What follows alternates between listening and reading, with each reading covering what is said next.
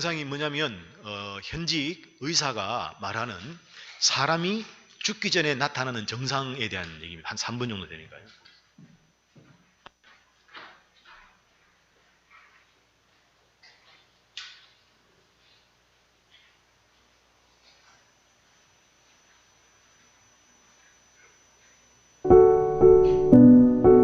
(1) 먹고 마시고 싶은 생각이 없어진다. 2. 잠자는 시간이 길어진다. 3, 4일을 내리자고 잠깐 가족의 얼굴을 알아본 뒤 다시 깊은 잠에 빠져들기도 한다. 3. 몸이 편안해진다. 고통이 덜해지며 구토감도 없어지고 더는 기침도 하지 않는다. 4. 사랑하는 사람들을 위해 선물을 준비한다. 오늘 오후에 내가 시내에 마지막으로 볼 일이 있거든. 외출을 허락해줬으면 좋겠어. 5. 갑자기 기운을 차려 가족들에게 추억거리를 얘기하거나 덕담을 건네기도 한다. 호스피스에 온 환자들이 임종 일주일 전부터 겪는 증상들이다. 마지막 병동이라고 불리는 이곳에 온 보호자들은 크게 2번 온다. 처음에는 호스피스에 환자를 입원시킬 때, 다음에는 임종실로 환자를 옮길 때, 호스피스 의사인 나는 임종실로 향하기 전 가족들을 위로하기 위해 임종실 생활 안내문을 건넨다. 죽을 때 나타나는 자연스러운 신체 변화에 대해 알고 있으면 덜 당황하지 않을까 하는 마음에 준비하는 글이다. 우리는 언젠가 죽습니다. 그 순간이 이제 다가왔습니다. 이제 사랑하는 분은 떠나실 준비를 합니다. 수포음이라는 가래가 많은 호흡소리가 들리기도 하고 몸과 얼굴에는 불수의 수축이 일어나기도 합니다. 소변이 나오지 않고 검은 눈동자가 점점 커집니다. 근육이 이완되고 호흡이 멈추고 심장이 멈추면 모든 것이 끝납니다. 이러한 임종의 단계는 힘들고 고통스러운 것이 아니므로 보호자분께서는 안심하셔도 됩니다. 임종까지의 시간은 사람마다 다르므로 초조해하지 마시고 그 순간을 기다려 주십시오. 이때 산소 포화도나 혈압 등의 모니터를 보는 것보다 환자의 손을 잡아드리고 이제는 영원히 볼 수 없는 얼굴을 보시는 것이 현명합니다. 자료에 따르면 가장 늦게까지 남아있는 감각이 청각입니다. 이제 마지막으로 곧 떠나시는 분 앞에서 따뜻한 말씀을 남기셨으면 합니다. 고마워요. 사랑합니다. 이곳에 오기 전 사람들은 환자들이 고통에 몸부림치다 심장이 멈출 거라고 막연하게 상상하지만 사실은 그렇지 않다. 떠날 이들은 마지막까지 남은 이들을 걱정하고 남은 이들은 따스한 온기를 전하기 위해 메마른 환자의 손을 한 번이라도 더 어루만진다. 간혹 죽으러 가는 곳이라는 인식 때문에 호스피스에 입원하는 걸 꺼리는 경우도 있다.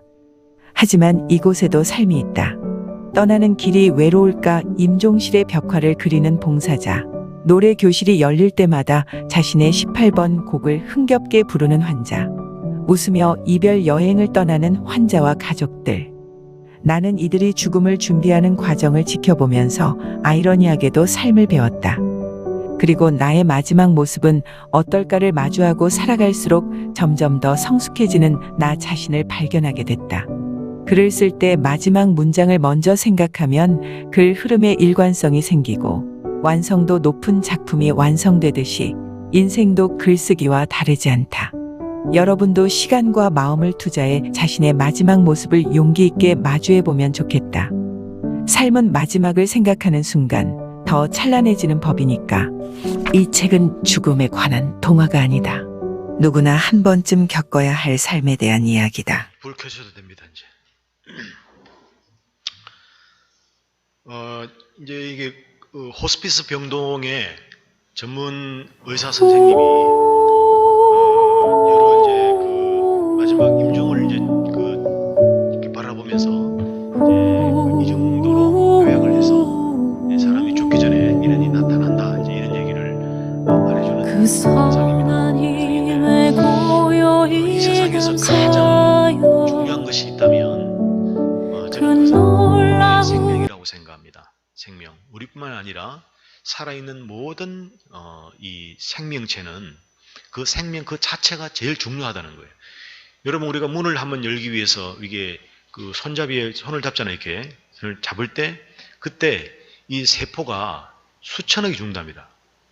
근데 그 세포 하나하나가 그때 죽지 않으려고 한다는 거예요. 나름대로 이제 우리로 치면 살려고 한다는 거예요. 근데 그 세포가 자기 마음대로 되는 게 아니지 않습니까? 그래서 이 세상에서 우리 살아있는 존재들에게서 가장 중요한 것은 생명인데, 이 생명이 없으면 뭐 우리가 돈이 많거나 뭐 명예가 있거나 또는 뭐 여러 가지 세상적으로 자랑하고 하고 싶은 그런 것들이 우리에게 있다고 하더라도 그것이 의미가 없어지는 거예요. 그게 의미가 없다고. 재산이든지 또 명예라든지 자기가 쌓아온 어떤 업적이라든지 살아온 인생, 각자마다 소중하게 생각하는 게 있잖아요. 그런 것이 이제 그러니까 죽음 앞에는 의미가 없다는 거예요. 죽음 앞에는. 그래서 이 생명이 이제 우리에게 중요한데, 우리가 이제 그런 게 있지 않습니까? 이렇게 좋은 집도 사람이 살 때는 막 생기가 있고 막 그런데 이사를 가거나 빈집이 되고 그러면 그때부터 거미줄이 생기죠. 벽이 갈라집니다. 그리고 폐허가 돼버려요. 반대로 그런 폐허 같은 집이라도 사람이 살기 시작하면 그런 것들이 사라져버려요. 생기가 도는 거예요. 생기가. 이게 무슨 얘기냐면 생명이 중요하다는 걸 얘기하는 거예요. 생명이 중요한 거예요. 살아있어야 돈도 의미가 있고 내가 가지고 있는 지식도 내가 쌓아온 어떤 훌륭한 선한 일들도 업적도 의미가 있는 것이지, 죽음 앞에 딱 맞닥뜨리면 아무것도 필요가 없다 그 말이에요. 자, 그런데 이런 생명이 우리에게 중요한데 이 생명을 주시는 분이 누구냐면 바로 하나님입니다. 하나님. 다르게 말하면 예수님이라는 거예요. 자, 오늘 본문 10절을 보겠습니다. 내가 온 것은 양으로 생명을 얻게 하고 더 풍성히 얻게 하려 합니다. 이랬거든요. 이제 이 말씀을 좀 이렇게 우리가 나누기 전에 현재 과학이 생명을 뭐라고 알고 있는가, 어느 정도 수준에 있는가를 제가 여러분과 말씀을 드리겠는데, 먼저 사진을 하나 보겠습니다. 예, 저게 뭐냐면 바닷속 심해거든요. 깊은 바닷속이거든요. 바닷 표면이거든요. 저길 뭐라고 말하냐면 과학자들이 생명체의 탄생 장소로 유력하게 거론되고 있는 곳이라고 합니다. 저 심해 저기에서 열수가 뜨거운 물이 나오는데 저기에서 생명의 기원이 탄생했을 것이다. 이 제 말이 아니고 과학자들이 하는 말이에요. 이걸 좀 부연 설명을 좀 할게요. 그러니까 이 지금 현재 그 과학은 생명의 기원을 무기물에서 유기물로 이 전환이 되면서 진화가 되면서 발생된 자연적 과정이라고 설명합니다. 이걸 조금 더 설명할게요. 생명의 기원에 대한 자세한 기원은 과정에 대해서는 알려진 바가 없지만, 이게 지금 제 말이 아니고 다시 말씀드립니다. 이 과학자가 생명의 기원을 이렇게 말한다 그 말이에요. 그러니까 생명의 기원에 대해서는 자세하게 알려진 바가 없지만 다수의 가설들은 생명의 기원은 단일 사건이 아니고 자기 복제, 자기 조립, 자가 촉매 및 대충 알아들으십시오. 세포막의 출현과 관련된 복합성이 증가되는, 한마디로 말하면 진화의 과정에서 생긴 것이다. 그야말로 그러니까 창조 아니고 자연에 의한 생명의 기원이다. 생명은 그렇게 기원이 된 것이다. 이렇게 말을 하는 겁니다. 조금 더 구체적으로는 무생물로부터 생명이 기원됐다는 것은 과학계에서 논쟁의 여지가 없다. 이렇게 말해요. 무생물에서 유생물로 진화하는 과정에서 생명이 기원이 됐다는 것은 과학계는 논쟁의 여지가 없다 그래요. 그러니까 그러면 질문이 뭐냐면, 그럼 무생물은 어디서 나느냐? 이거에 대한 답이 없어요. 현재 과학계에서 인정하는 이 생명의 기운은 특정한 환경, 즉 무기물이라는 것은 흙, 쇠, 철, 칼슘, 마그네슘, 나트륨, 염소 이런 거예요. 그래서 그야말로 그 생명체가 없는 거. 이런 무기물로부터 해서 간단한 유기물인 원소, 탄소, 수소, 산소, 질소 등이 만들어내는 물질이 형성되고 이로부터 복잡한 유기물이 합성되어서 그 이후에 생명체가 된 것이다. 이렇게 말한다 그 말이에요. 그런데 이것은 널리 받아들여지고는 있지만 실험실에서 재현에 성공한 것은 유기물 생성까지만이다. 그러니까 무기물에서 유기물까지의 생성까지는 실험이 됐다는 거예요. 그런데 생명의 기운이 어떻게 발생했는지에 관해서는 여러 가지 가설들이 있을 뿐이다. 한마디로 요약을 하면 생명의 기운을 과학은 모른다입니다. 알 수가 없다는 거예요. 무기물 그 이상을 못 가는 거예요. 그래서 이제 과학자들은 멈춰 있는 거예요.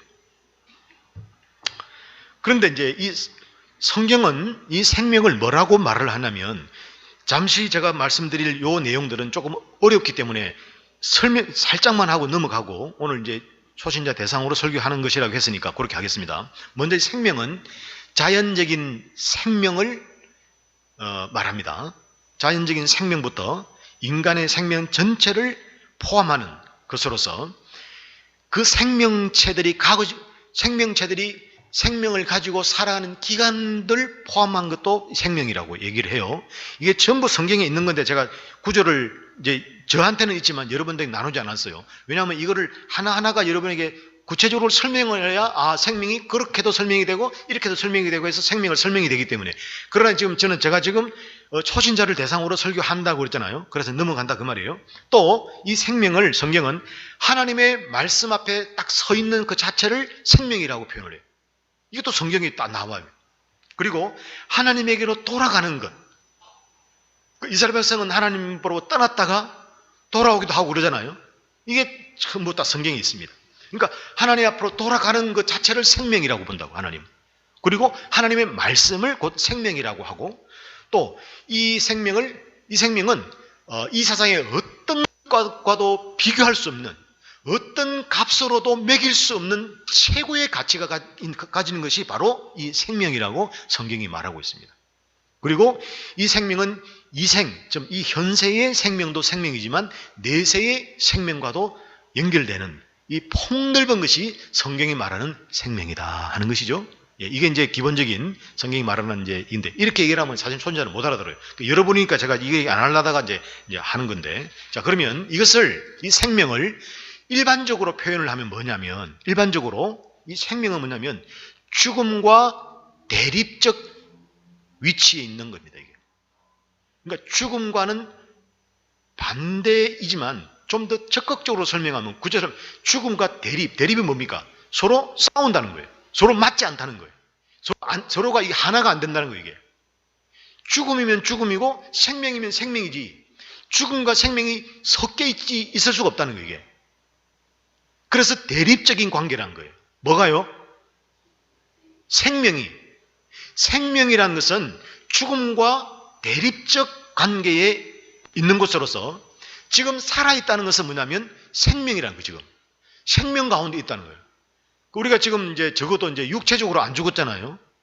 영적으로는 놔두더라도 육체적으로 안 죽었다는 것은 하나님의 생명 안에 들어있는 거예요. 지금 하나님의 생명 안에. 그런데 이제 성경에는 이 생명과 죽음을 이렇게도 표현을 하거든요. 인간의 영혼이 떠나는 것을 죽음이라고 또 해. 그러니까 영혼 자체가 또 생명이야. 영혼은 사라지지 않잖아요. 사멸되지 않거든요. 그러니까 영혼 자체는 생명이에요. 생명이 뭐라고 했습니까? 죽음과 반대되는 죽지 않은 상태, 또 죽지 않으려는 것, 않으려는 힘, 에너지, 이것도 생명이라고 성경은 얘기하는 거예요.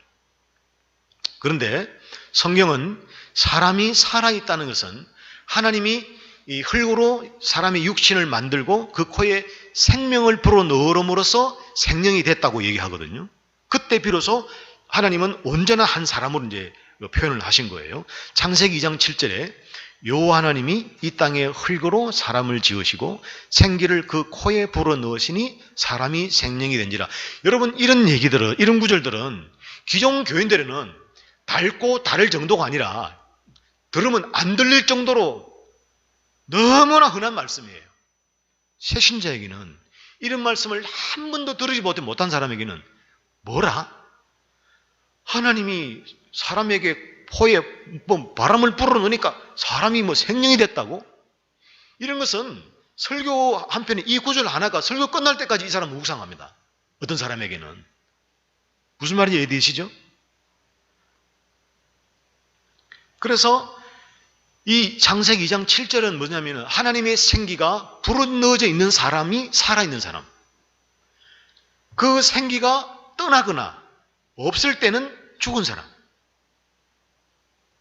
그러니까 하나님이 사람에게 생기를 불어넣음으로써 사람이 살아있는 존재가 되었기 때문에 하나님이 어떤 분이냐면 사람에게 생명을 주시는 분이 바로 하나님이라는 거예요.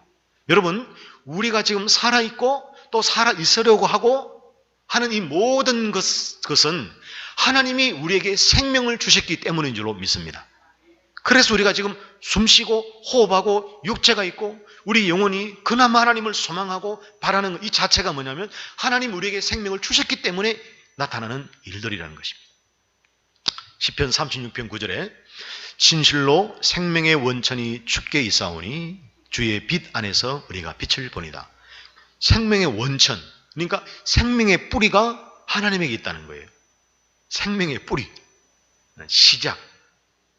그리고 이사야서 38장 16절에 주여 사람이 사는 것이 이에 있고 내 심령의 생명도 온전히 거기에 있사오니 원하건대 나를 치료하시며 나를 살려 주옵소서.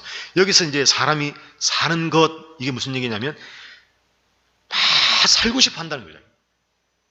죽고 싶지 않고 살고 싶어 하는 것. 우리가 노력하고 힘쓰고 막 애쓰고 하는 이게 뭔가를 살려고 하는 거거든요.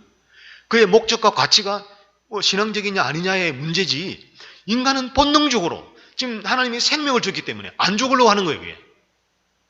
물질적으로도 건강적으로도 사회적으로도 마음적으로 살아보려고 하는 거예요. 이게 뭐냐면 지금 하나님이 우리를 살게 하셨기 때문에, 즉 생명을 주셨기 때문에 나타나는 일들이라는 거예요. 우리 영원히 죽지 말기를 바랍니다. 아멘은 안 하지? 우리는 이제 살아서 믿는 자는 영원히 죽지 않는다 그랬잖아요. 그러니까 우리는 영원히 죽지 않음과 연결되어 있는 거예요, 지금. 할렐루야! 이거 얼마나, 이거 진짜, 로또 1등은 여기 비교할 수 없는 거예요. 그러니까 이 세상의 모든 살아있는 것을 살아있게 하시고 그 살아있는 것이 계속적으로 살고 싶게 하시는 분이 바로 하나님이라는 하나님. 그러니까 하나님이 만약에 예를 들어서 돌아가셨다. 다 죽어버려요. 지구고 우주가 없는 겁니다. 하나님이 뿅 하고 사라지거나 하나님 외에 하나님보다 더 큰 어떤 한 분이 계셔가지고 니 그만해라 하고 하나님의 생명을 걷어가버리고 하나님이 안 계신다 그러면 얘기입니다. 이거 그럴 수도 없지만 이해를 돕기 위해서 하는 거예요. 그러면 순식간에 지금 지구가 쪼그라들고 막 깨지고 폭발하고 없어져 버려요. 아니 그런 것도 없어. 그냥 순식간에 없어져 버려요. 왜냐하면 그분이 안 계시기 때문에. 그분이 안 계시기 때문에. 네? 그러니까 우리가 지금 숨쉬고 호흡하고 막 잘났다고 막 돌아다니고 막 이렇게 하는 행동하고 활동하고 이 하는 모든 것들을 가능케 하신 분이 바로 하나님이라는 것을 꼭 믿으시기를 원합니다. 예, 하나님. 요한복음 6장 33절에 하나님의 떡은 하늘에서 내려 세상에 생명을 주시는 것이니라. 그러니까 세상에 생명을 주시는 분이 하나님이라는 거예요. 사도행전 17장 25절에 만민에게 생명과 호흡과 만물을 친히 주시는 이심이라. 그러니까 사람에게 생명과 호흡을 누굴 통해서 주는 게 아니라 친히 주신 분이 누굽니까? 하나님이라. 그러니까 내가 지금 살아있다는 것은 하나님이 지금 직접 나에게 지금 생명을 주고 계시는 거예요. 표현을 하자면 하나님이 뭐 이렇게 계속해서 주시는 게 아니고 우리 표현을 하자면 그런 거예요. 이미 주신 거예요. 주신 거. 하나님이 생명이시기 때문에, 생명 대신 하나님이 계시기 때문에 지금 우리에게 모든 사람의 각자에게 생명을, 호흡을 친히 허락하시고 주시는 거거든. 그러므로 우리에게 생명을 주시는 분은 부처도 아니고 이 우주의 무슨 기가 아니고 하나님이신 줄로 믿습니다. 그런데 우리에게 이 귀한 생명을 빼앗는 존재가 있어요. 자, 10절을 다시 보겠습니다. 시작. 도둑이 오는 것은 도둑질하고 죽이고, 이 카운터가 안 맞, 지금 신호가 안 맞아가지고 지금 도둑이 오는 것은 도둑질하고 죽이고 멸망시키려는 것뿐이요. 여기 도둑은 사단, 마귀, 악한 영, 귀신 전부를 포함합니다. 그렇게 포함해도 아무런 문제가 없어요. 물론 사단이라고 할 때가 다르게 그때 표현, 의미가 다르고 뜻이 다르지만 오늘 이 본문에서 우리에게 지금 주는 이 도둑이라는 존재는 마귀, 사단, 악한 영들, 그 다음에 귀신들까지도 포함되어 있어요. 자, 그래서 베드로서 2장 4절을 보겠는데요. 하나님이 범죄한 천사들을 용서치 아니하시고 지옥에 던져 어두운 구덩이에 두어 심판 때까지 지키게 하셨으며, 이게 지금 타락한 천사들을 하나님이 어떻게 하셨는가를 말해주고 있어요. 그러니까 마귀가 있습니다. 귀신이 있고 사단이 있고 악한 영들이 있습니다. 어디에요? 우리가 사는 이 모든 곳에. 유다서 1장 6절에 또 자기 주의를 지키지 아니하고 자기 처소를 떠난 천사들을 큰 날의 심판까지 영원한 결박으로 흑암에 가두셨으며, 같은 말이죠. 그럼 가뒀는데 왜 어떻게 천사가 있고 귀신이 있고 뭐 마귀가 있습니까? 아닙니다. 마태복음 13장 39절에 가라지를 뿌린 원수는 마귀요. 이게 무슨 얘기냐면 하나님을 섬기고 찬양하는 그 천사들 중에 그 천사들이 하나님을 반역했어요. 그러면서 이 저주를 받아가지고 이들이 사단이 된 거예요. 그리고 그와 함께 저주를 받고 내려온 천사들이 악한 영들이 된 거예요. 그리고 귀신들이 있는 거예요.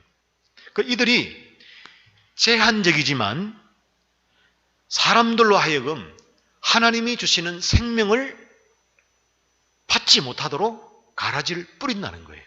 가라지를. 다시 말하면 예수를 믿지 못하도록 방해한다는 거예요. 그래서 결국에는 어떻게 하냐면 죽음에 이르도록 하는 거예요. 사단이 역사하는 마지막 목적지는 지옥입니다.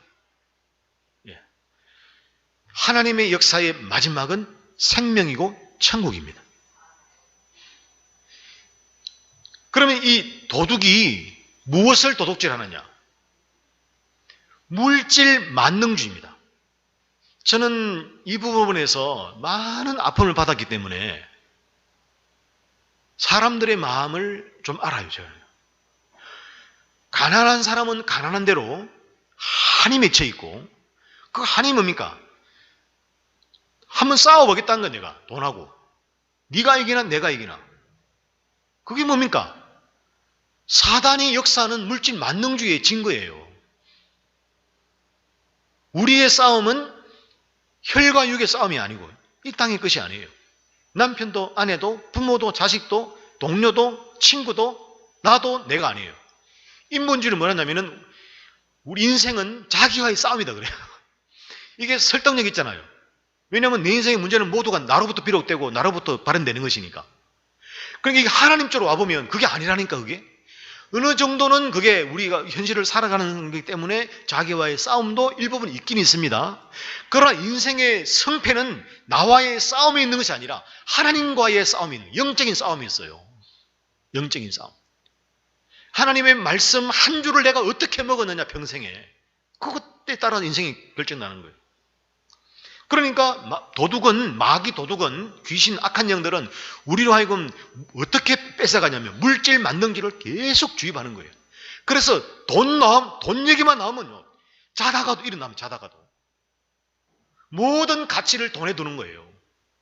그리고 돈을 딱 가지고 있으면 그때부터 만족을 하고 행복을 느끼고 안심을 누리는 거예요. 돈이 있으니까 돈으로 문제를 해결하고. 돈으로 행복을 살려고 그러고, 돈으로 자신의 가치를 살려고 그러고, 그러거든요. 그게 물질 만능주의예요. 물질 만능주의는 사단의 역사입니다. 그리고 이 연결되는 것이 사상에서 명예와 출세고, 그 다음에 아름다움과 세련미와 감성으로 포장된 문화. 여기는 과학도, 철학도, 또 사회학도 모든 것이 다 들어갑니다. 예를 들면 스티븐 호킹 같은 분들은 많은 사람들이 존경했거든요. 그의 과학적 업적이죠. 엉망이잖아요, 몸이.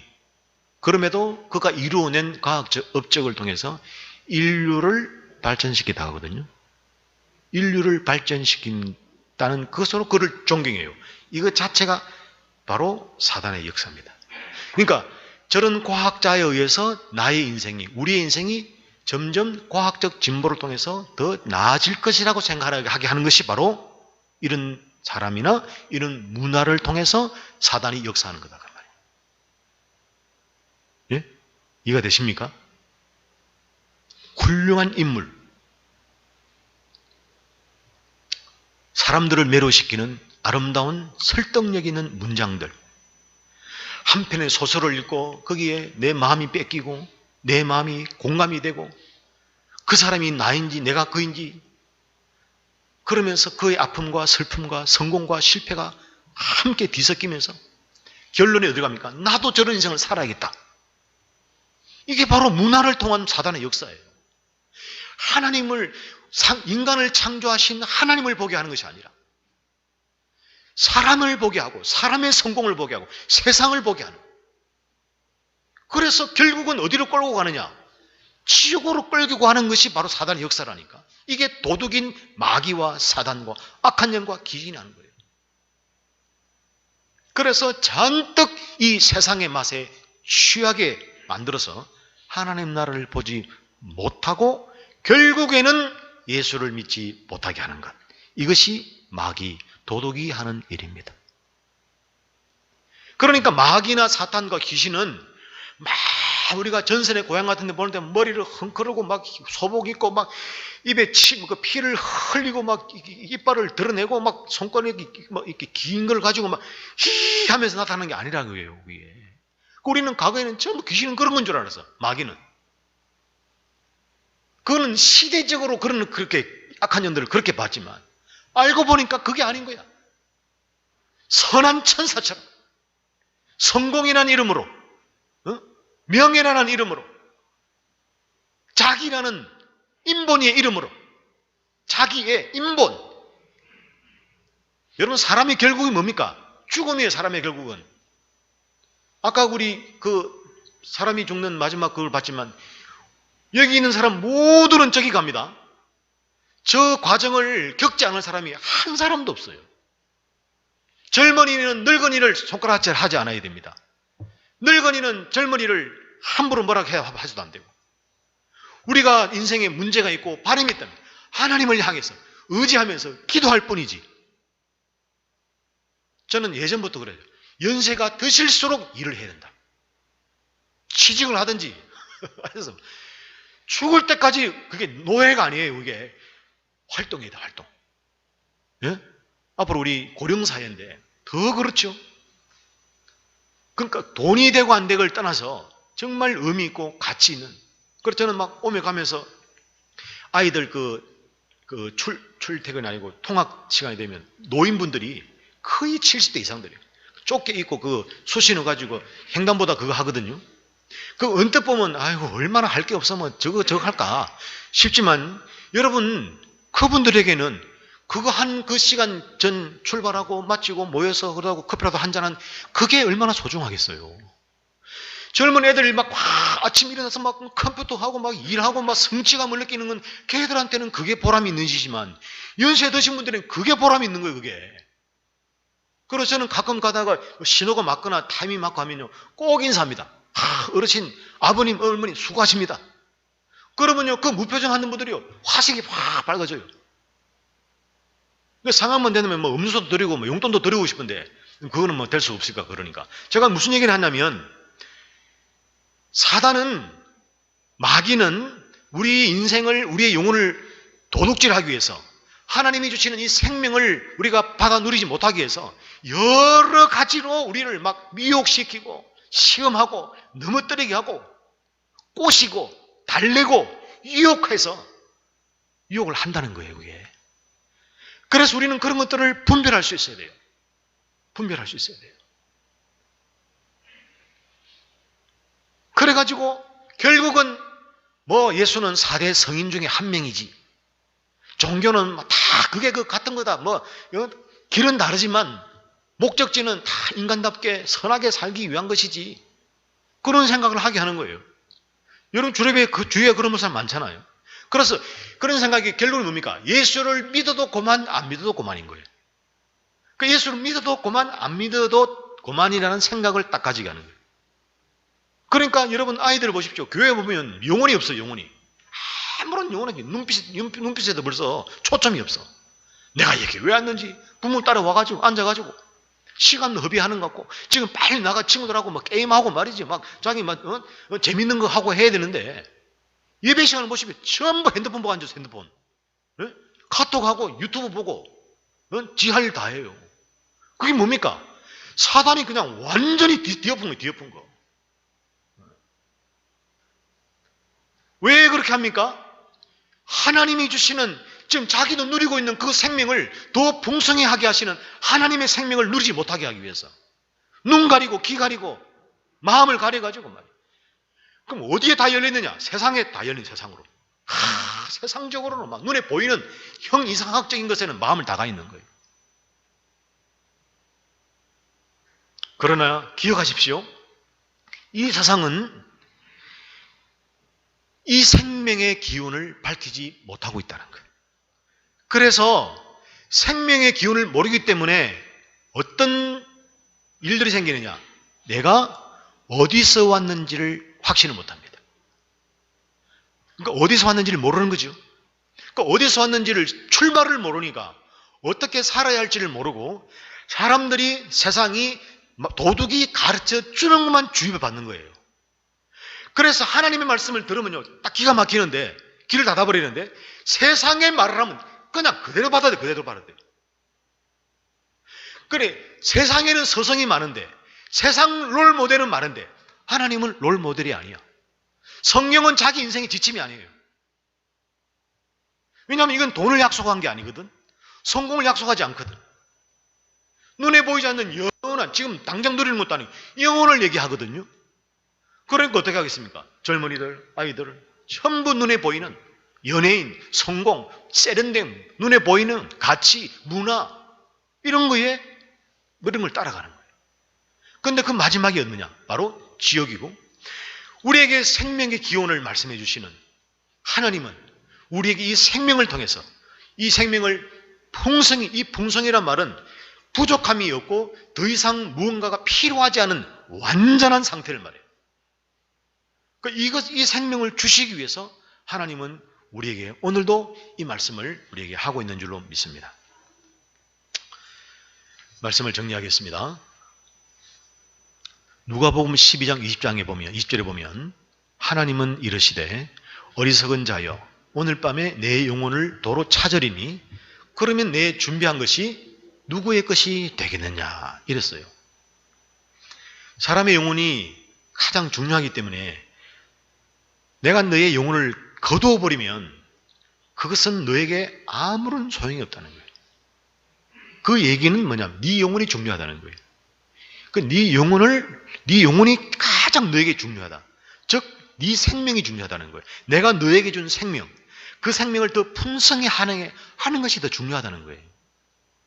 여러분, 이 생명은 돈을 열심히 번다고, 많이 번다고 가지는 게 아닙니다.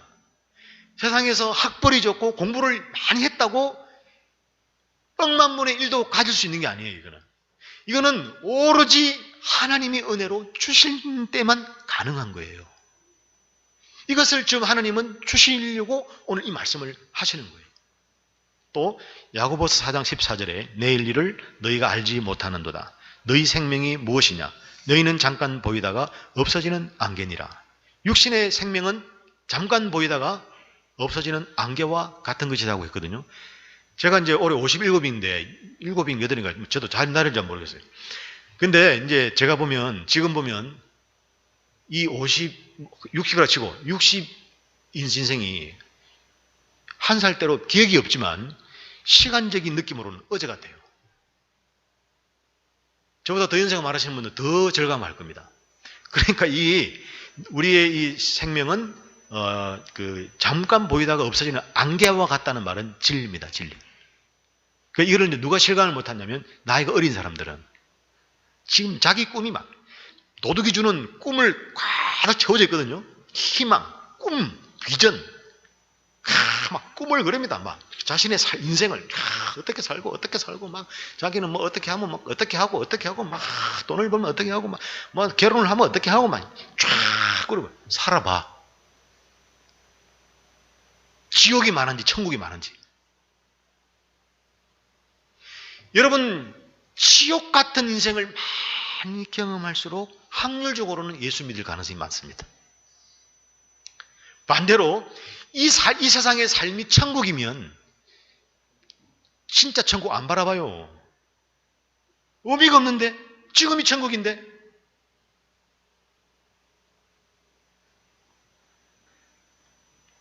그런데 이 안개와 같은 우리 인생을 영원한 생명을 주신다는 것이 오늘 하나님이 우리에게 주시는 축복의 약속인 줄로 믿습니다. 이 세상에서 가장 중요한 것은 생명입니다. 이 생명은 생명의 뿌리, 원천, 근원이신 하나님만이 주실 수 있는 겁니다. 이 생명을 받을 수 있는 유일한 길은 하나님이 보내신 예수 그리스도를 믿는 것입니다. 요한복음 11장 25절 26절에 예수께서 이르시되 나는 부활이요 생명이니 나를 믿는 자는 죽어도 살겠고 시작 무릇 살아서 나를 믿는 자는 영원히 죽지 아니하리니 이것을 내가 믿느냐. 아멘. 예수를 믿으면 죽어도 살고 살아서 믿는 자는 영원히 죽지 않는 생명을 누린다는 겁니다. 그러므로 하나님이 주시는 나의 힘으로 얻을 수 있는 생명이 아니라 하나님의 영원한 이 생명, 약속하신 이 생명을 예수 그리스도를 나의 구주로 믿음으로 다 받아 누리는 여러분 되기를 주님의 이름으로 축복합니다.